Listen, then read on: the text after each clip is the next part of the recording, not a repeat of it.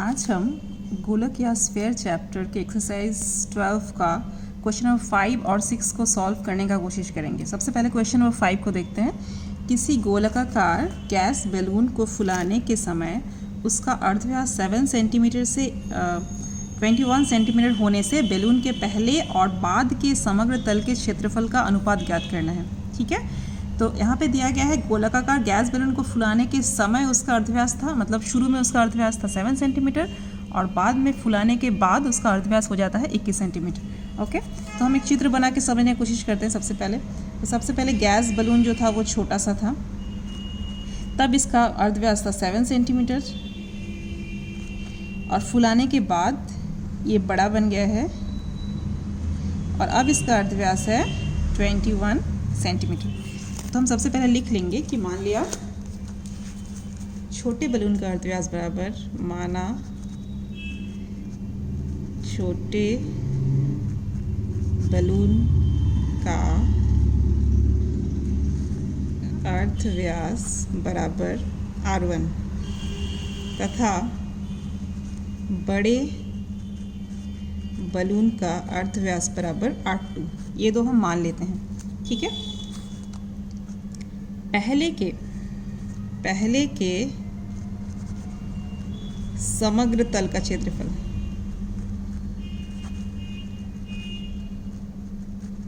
पहले के समग्र तल अर्थात फुलाने के पहले जो बैलून का जो समग्र तल का क्षेत्रफल था वो, तो फुलाने के पहले के समग्र तल का क्षेत्रफल बराबर हम इसको मानते हैं A1। एरिया के लिए है A और 1, चूँकि ये पहला वाला बैलून है इसलिए हम इसमें 1 लिखते हैं। तो A1 बराबर 4 पाई R1 स्क्वायर, ये सूत्र से समग्र तल के क्षेत्रफल का जो सूत्र है वो 4 पाई R1 स्क्वायर। ठीक है, अब है बाद के समग्र तल का, मतलब फुलाने के बाद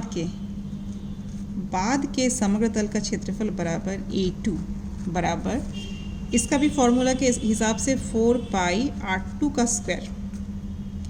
अब निकालने क्या बोला है, कहता है कि बैलून के पहले और बाद के समग्र तल के क्षेत्रफल का अनुपात ज्ञात करें, अर्थात A1 और A2 का अनुपात पूछ रहा है। तो इसीलिए हमें A1 और A2 का अनुपात निकालेंगे। A1 अनुपात A2 बराबर 4 पाई R1 स्क्वायर अनुपात 4 पाई R2 स्क्वायर बराबर, अब अनुपात का मतलब बटा होता है इसीलिए 4 पाई, ये उतार लेंगे 4 पाई R1 स्क्वायर, अनुपात मतलब बटा 4 पाई, इसको उतार लेंगे 4 पाई R2 स्क्वायर। ऊपर नीचे क्या क्या कटता है देखते हैं। तो 4 पाई कैंसिल हो जाता है, तो R1 स्क्वायर और नीचे में R2 स्क्वायर बराबर, अब R1 का वैल्यू कितना है, R1 का वैल्यू है 7 सेंटीमीटर, तो 7 का स्क्वायर और R2 का वैल्यू कितना है, R2 है 21 सेंटीमीटर, तो 21 का स्क्वायर। तो इसीलिए बराबर 7 स्क्वायर मतलब 7 इंटू 7 और नीचे में 21 इंटू 21। अब इसको हम काटेंगे तो 7 3 ज़ा 21 और 7 3 ज़ा 21, तो 1 ऊपर में सिर्फ 1 है, 1 बाई 3 3 ज़ा 9, तो इसीलिए A1 अनुपात A2 बराबर हो जाएगा 1 अनुपात 9। यही हम लोगों से पूछा गया था, तो यही हो जाएगा आंसर। अब हम बढ़ते हैं नेक्स्ट क्वेश्चन की तरफ। नेक्स्ट क्वेश्चन है क्वेश्चन नंबर 6। क्वेश्चन नंबर 6 में है, अर्धगोलीय एक कटोरी तैयार करने में 127.2/7 वर्ग सेंटीमीटर पात लगा हुआ है। कटोरी के मुख का व्यास ज्ञात करें। तो एक अर्धगोलीय कटोरी है, तो सबसे पहले हम क्या करते हैं कि इसका जो है चित्र बना लेते हैं। अर्धगोलीय है ये, एक कटोरी का चित्र बना लेते हैं। इसके मुख का व्यास हमसे पूछ रहा है, तो क्या क्या दिया हुआ है। सबसे पहले मान लेते हैं कि कटोरी का जो है, कटोरी का अर्धव्यास को हम मान लेते हैं R। तो माना कटोरी का अर्धव्यास बराबर R। अब क्या दिया गया है कि कटोरी तैयार करने में 127.2/7 वर्ग सेंटीमीटर जो है पात लगा है।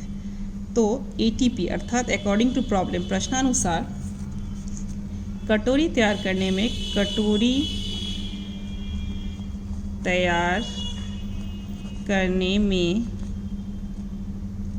लगा पाथ बराबर 127.2/7 विच इम्प्लाई।